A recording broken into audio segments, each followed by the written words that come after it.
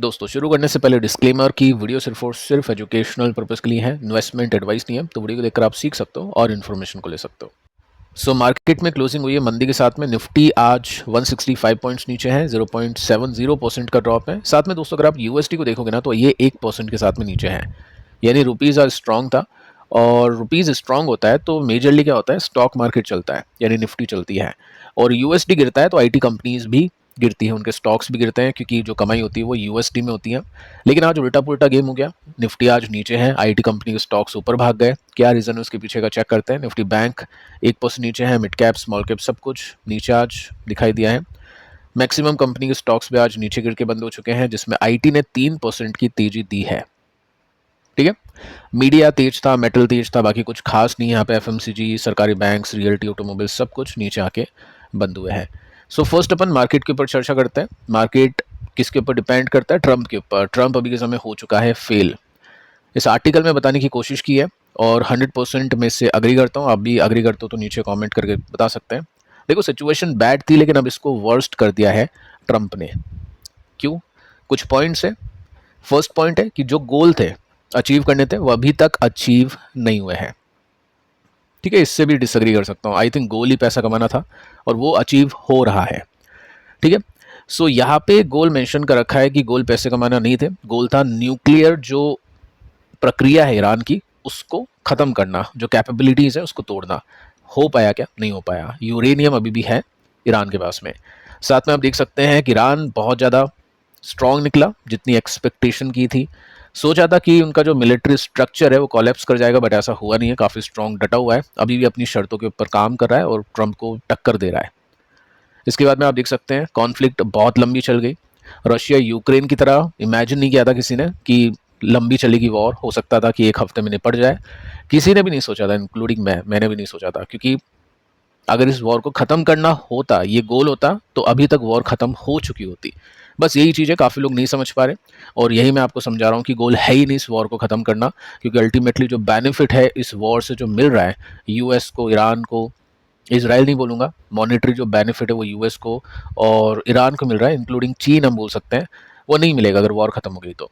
सो ठीक है, यहाँ पे मेंशन कर रखा है वॉर लंबी चली है और काफ़ी नुकसान हुआ है वॉर में, बट एक्चुअली वॉर में प्रॉफिट मिल रहा है। साथ में आप देख सकते हैं ग्लोबल इकोनॉमी के लेने के देने पड़ गए। ठीक है, वो तो है ही। ऑयल प्राइसेस बढ़ गए, इंडिया को उसका मैक्सिमम डैमेज हो रहा है।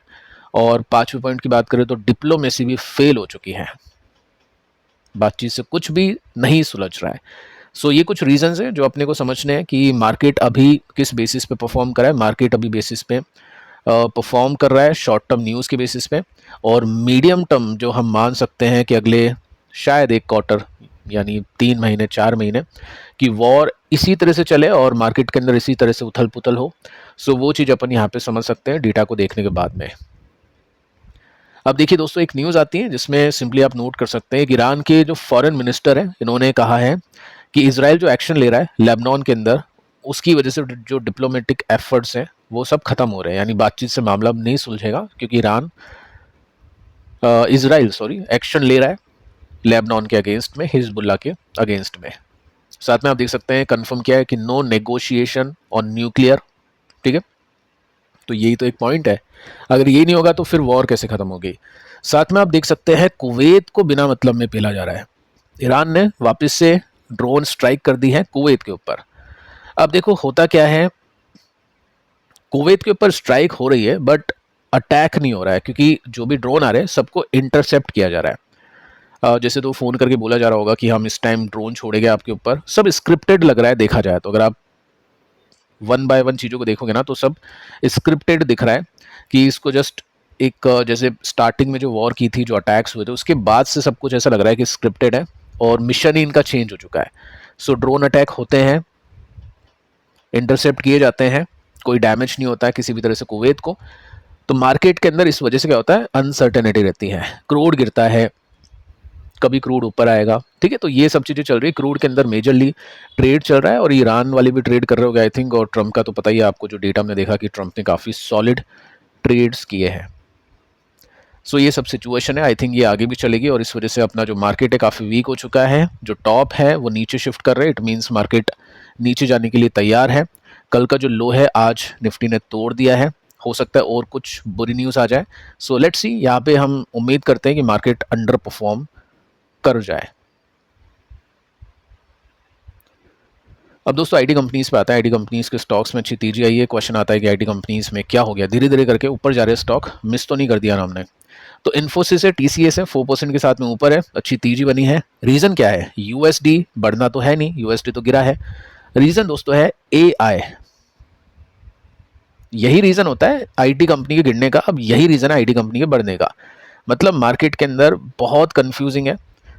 स्नोफ्लेक एक कंपनी है जिसके नंबर्स अच्छा है, तो उसकी वजह से ये जो कंपनीज आईटी कंपनीज को बूस्ट मिला है। एक्चुअली मुझे लगता नहीं है ये पॉइंट है इसके अंदर।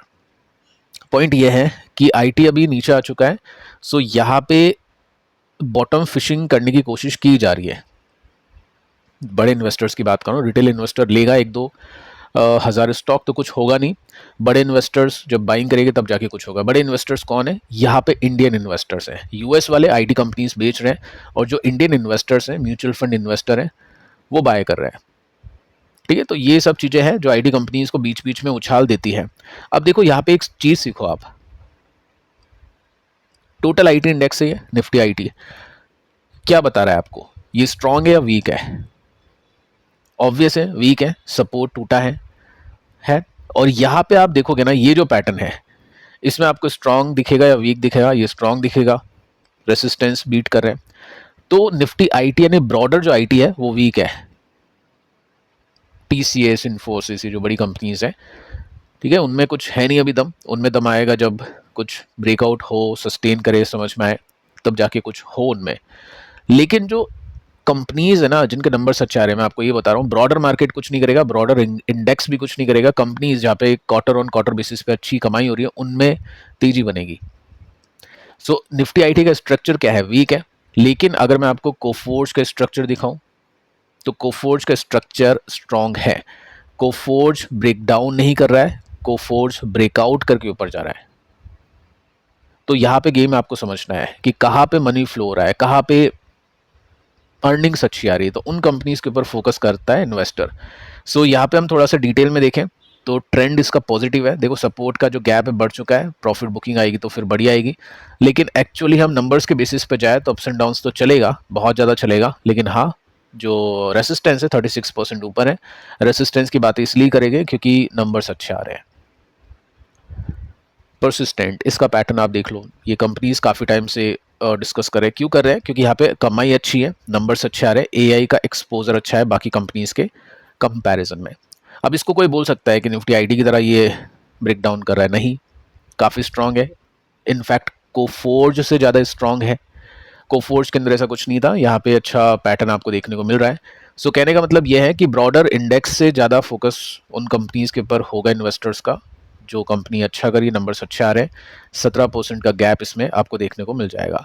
तो फिलहाल दोस्तों इस वीडियो में इतना ही। पिछले वीडियो को आप देख लेना, मिलते हैं नेक्स्ट वीडियो में, तब तक के लिए बाय बाय।